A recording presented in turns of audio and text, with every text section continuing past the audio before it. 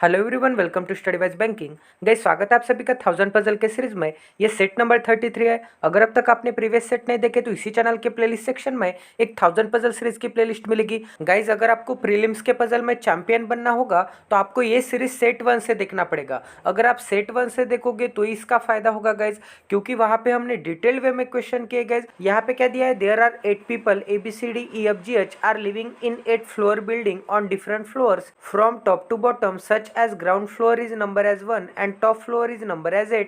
मतलब ground floor का numbering 1 होगा एंड टॉप फ्लोर की नंबरिंग 8 होगी, but not necessary in the same order. अब आगे कंडीशंस दिए गए। यहाँ पे क्या बोला है, A lives on odd floor below 6th floor. इसका मतलब ए ऑड फ्लोर पे तो रहेगा बट बिलो 6th फ्लोर मतलब 6th फ्लोर के नीचे रहेगा। ये हो गया 1, ये हो गया 2, ये हो गया 3, ये हो गया 4, ये हो गया 5, ये हो गया 6, ये हो गया 7 एंड ये हो गया 8। अब गाइज यहाँ पे क्या बोला है, 6th फ्लोर के नीचे ए रहेगा बट ऑड नंबर के फ्लोर पे। इसका मतलब एक तो 1 नंबर के फ्लोर पे आ सकता है, एक तो 3rd नंबर के फ्लोर पे आ सकता है एंड एक तो 5th नंबर के फ्लोर पे आ सकता है, क्योंकि 6 के नीचे यही 3 ऑड नंबर है। ठीक है, अब आगे पढ़ते गए। यहाँ पे क्या बोला है, there are 2 person live between A and B. अब गए ए एंड बी के बीच में 2 पर्सन हो गए। अब आगे पढ़ते गए। यहाँ पे क्या बोला है, G lives on one of the odd floor but not at bottom most.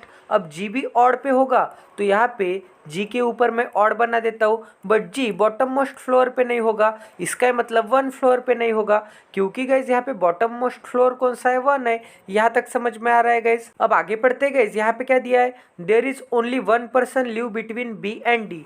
अब यहाँ पे बी एंड डी के बीच में ओनली 1 पर्सन रहेगा। अब गाइज आगे पढ़ते हैं। यहाँ पे हु आया है तो हु के बाद की इंफॉर्मेशन किसके लिए होगी, ये बी के लिए होगी या फिर डी के लिए होगी। तो कभी भी आपके पजल में हु आता है तो हु के पास जो भी पर्सन होता है उस पर्सन के लिए हु के बाद की इंफॉर्मेशन आती है। तो इसे हम कैसे रीड करेंगे, डी लिव्स जस्ट बिलो ई। मतलब ये जो डी है ये जस्ट बिलो ई के रहेगा। जस्ट बिलो मतलब साइड में एरो देंगे। ठीक है गाइस, यहाँ तक समझ में आ रहा है। अब आगे पढ़ते गाइस। यहाँ पे क्या बोला है, the number of person living between F and C is same as the number of person living between F and D. अब गाइस यहाँ पे एफ एंड सी है एंड यहाँ पे एफ एंड डी है। अब यहाँ पे दोनों जगह पे एफ कॉमन है, तो इसे हम कैसे नोट करेंगे, बीच में हम लिखेंगे एफ। तो यहाँ पे क्या बोला, F and C and F and D.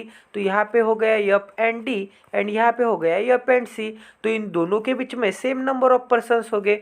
ठीक है गाइस, अब लास्ट कंडीशन है हमारी, तो इसे भी रीड कर देते हैं। यहाँ पे क्या दिया है, सी live on the floor below F.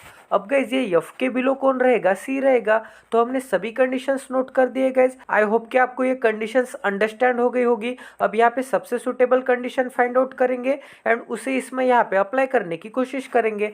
तो गाइज यहाँ पे कभी भी अगर पोजीशन की कंडीशन होगी तो वो सबसे सुटेबल होती है। तो यहाँ पे पोजीशन के कंडीशन में हमने ए को तो सेट कर दिया। अब यहाँ पे क्या बोला है, यहाँ पे जी भी ऑड है बट 1 नंबर के फ्लोर पे नहीं है, तो जी 1 नंबर पे तो नहीं आ सकता। तो जी कहाँ पे आ सकता है, एक तो जी 3rd नंबर के फ्लोर पे आ सकता है या फिर 5th नंबर के फ्लोर पे आ सकता है या फिर 7th नंबर के फ्लोर पे आ सकता है। ठीक है, तो ये कंडीशन हो गई, तो इसे मैं मिटा देता हूँ। अब गाइस यहाँ पे फिंगर रूल लगाएंगे, यहाँ पे मिनिमम पॉसिबिलिटी लगाएंगे। ठीक है, तो सबसे पहले आपको ये वाली कंडीशन दिख रही होगी कि ए से 2% छोड़ने के बाद कौन है, बी है। तो guys as a minimum possibility ये तीनों ए में से कौन सा ए एंड से नजदीक में दिख रहा है आपको, तो आपको दिख रहा होगा कि ये जो फर्स्ट नंबर का ए है ये एंड से नजदीक में है as compare to this to J. तो गाइज हम मिनिमम पॉसिबिलिटी के हिसाब से सबसे पहले ये वाला ए ट्राई करके देखेंगे। तो यहाँ पे क्या बोला है, ए से 2% छोड़ने के बाद बी है, तो ए से नीचे तो 2% छोड़ने के बाद बी नहीं रख पाएंगे क्योंकि बी तो अंडरग्राउंड चला जाएगा। ठीक है, तो ए से ऊपर यहाँ पे ये 1 एंड 2% छोड़ने के बाद यहाँ पे बी निकालना होगा 4th नंबर के फ्लोर पे।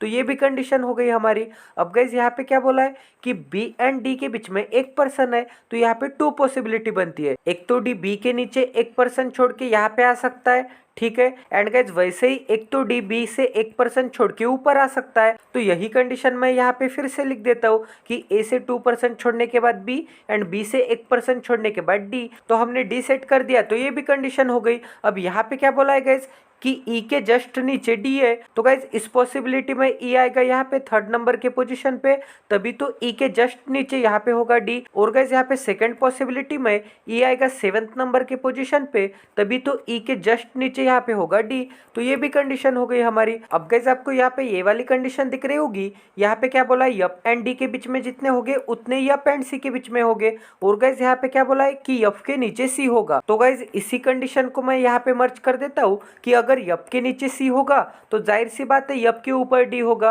क्योंकि इन दोनों के बीच में सेम नंबर ऑफ पर्सन्स होने चाहिए। इसका ही मतलब अगर यहाँ पे 2 नंबर ऑफ पर्सन्स होंगे तो ऊपर भी 2 नंबर ऑफ पर्सन्स आएंगे। अगर गाइस एफ के नीचे 2 नंबर ऑफ पर्सन छोड़ने के बाद सी आता होगा तो जाहिर सी बात है एफ के ऊपर ही हमें 2 नंबर ऑफ पर्सन छोड़ने के बाद डी लेना होगा, क्योंकि डी नीचे तो नहीं हो सकता, क्योंकि नीचे 2 पर्सन छोड़ने के बाद तो सी है, फिर डी कैसे आ सकता है। तो गारंटी से 101% डी ऊपर की डायरेक्शन में ही जाएगा 2 पर्सन छोड़ने के बाद। तो ये दोनों अपोजिट डायरेक्शन में हो गए। अब गाइस अगर आप इस पॉसिबिलिटी 2 में देखोगे तो डी दिख रहा है आपको 6th नंबर के पोजीशन पे, और यहाँ पे क्या चाहिए था, डी के नीचे एफ एंड सी चाहिए था, मतलब एफ एंड सी इसके नीचे ही आएगी। ठीक है, तो गाइस यहाँ पे एक वैकेंट प्लेस दिख रही है, यहाँ पे एक वैकेंट प्लेस है एंड यहाँ पे एक वैकेंट प्लेस है। तो ये तीनों जगह पे आप कहीं पे भी एफ एंड सी नहीं रख पाओगे, क्योंकि गाइस आप कहीं पे भी एफ रखोगे तो F and D and F and C के बीच में सेम नंबर ऑफ पर्सन्स नहीं आएंगे। फॉर एग्जाम्पल मैं सबसे पहले एफ यहाँ पे रख के बताता हूँ। तो यहाँ पे एफ एंड डी के बीच में कितने नंबर ऑफ पर्सन्स है, यहाँ पे एफ एंड डी के बीच में 0 नंबर ऑफ पर्सन्स है, तो एफ एंड सी के बीच में भी 0 नंबर ऑफ पर्सन्स हो जाएंगे। इसका मतलब गाइस अगर एफ से ऊपर की डायरेक्शन में 0% छोड़ने के बाद डी है तो 101% एफ से नीचे की डायरेक्शन में 0% छोड़ने के बाद सी आना चाहिए, बट यहाँ पे तो ऑलरेडी बी है। इसका मतलब यहाँ पे एफ नहीं आ सकता। अगर गाइस मैंने यहाँ पे एफ रख दिया तो यहाँ पे डी एंड एफ के बीच में कितने नंबर ऑफ पर्सन्स दिख रहे हैं आपको, 2 नंबर ऑफ पर्सन्स है। तो यहाँ पे एफ एंड सी के बीच में भी 2 नंबर ऑफ पर्सन्स हो जाएंगे। ठीक है, तो यहाँ पे एफ से नीचे की डायरेक्शन में 2 नंबर ऑफ पर्सन छोड़ने के बाद सी रख पाओगे क्या, नहीं रख पाओगे। यहाँ पे तो एफ के नीचे कोई भी जगह नहीं है 2% छोड़ने के बाद। ठीक है, तो यहाँ पे भी एफ नहीं आ सकता। अब गाइस अगर हम यहाँ पे एफ रखोगे तो एफ एंड डी के बीच में कितने नंबर ऑफ पर्सन हो जाएंगे, ये हो गया 1, ये हो गया 2 एंड ये हो गया 3।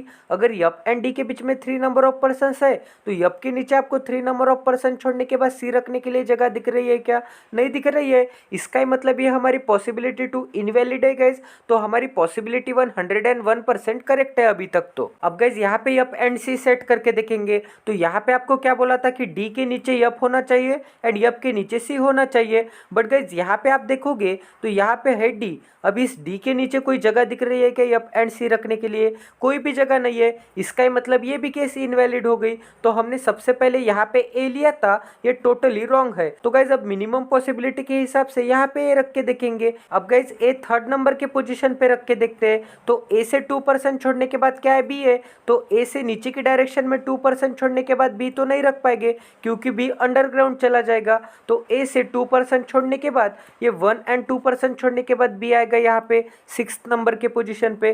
तो ये भी कंडीशन हो गई हमारी। अब बी से आपको ये वाली कंडीशन दिख रही होगी कि बी एंड डी के बीच में 1% है। अब गाइस अगर मैंने बी से 1% छोड़ने के बाद नीचे की डायरेक्शन में डी सेट कर दिया तो यहाँ पे आपको क्या बोला है कि डी के नीचे चाहिए एफ एंड एफ के नीचे चाहिए सी। इसका मतलब डी के नीचे चाहिए एफ एंड सी। इसका मतलब गाइस यहाँ पे डी के नीचे अगर मैंने समझो यहाँ पे एफ रख दिया तो यहाँ पे सी हो जाएगा। तो गाइज यहाँ पे डी एंड एफ के बीच में कितने नंबर ऑफ पर्सन्स है, 1 नंबर ऑफ पर्सन्स है। तो हमें एफ एंड सी के बीच में भी 1 नंबर ऑफ पर्सन चाहिए, बट यहाँ पे एफ एंड सी के बीच में 1 नंबर ऑफ पर्सन दिख रहा है क्या, नहीं दिख रहा है। इसका मतलब यहाँ पे डी नहीं आ सकता। ठीक है, तो गाइज यहाँ पे हो गया बी से 1% छोड़ने के बाद ऊपर डी। अब गाइज यहाँ पे क्या बोला है कि डी के ऊपर ई होना चाहिए, बट गाइज यहाँ पे डी के ऊपर ई रखने के लिए कोई जगह दिख रही है क्या, नहीं दिख रही है। इसका मतलब यहाँ पे भी डी नहीं आ सकता। अगर यहाँ पे डी नहीं आ सकता तो बी से 1% छोड़ के ऊपर डी नहीं आ सकता, बी से 1% छोड़ के नीचे डी नहीं आ सकता। तो गाइस स्टार्टिंग में हमने यहाँ पे जो ए लिया था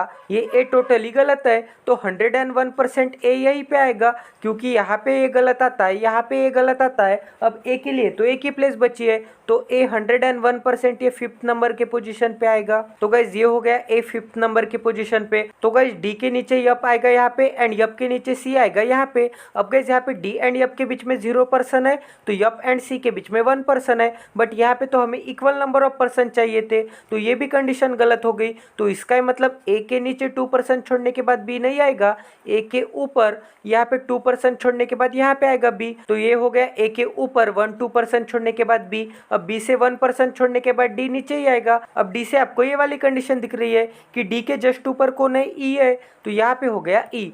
ठीक है गाइज, तो यहाँ पे जी 7th नंबर के पोजीशन पे नहीं आ सकता क्योंकि यहाँ पे ऑलरेडी ई है।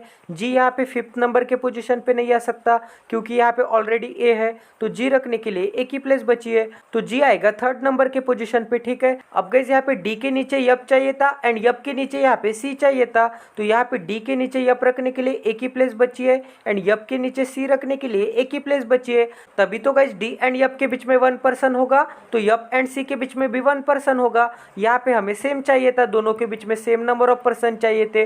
तो यहाँ पे ए हो गया, यहाँ पे बी हो गया, यहाँ पे सी हो गया, डी हो गया, ई हो गया, यप, जी। अब एच बाकी है गाइस, तो एच आएगा 1 नंबर के पोजीशन पे।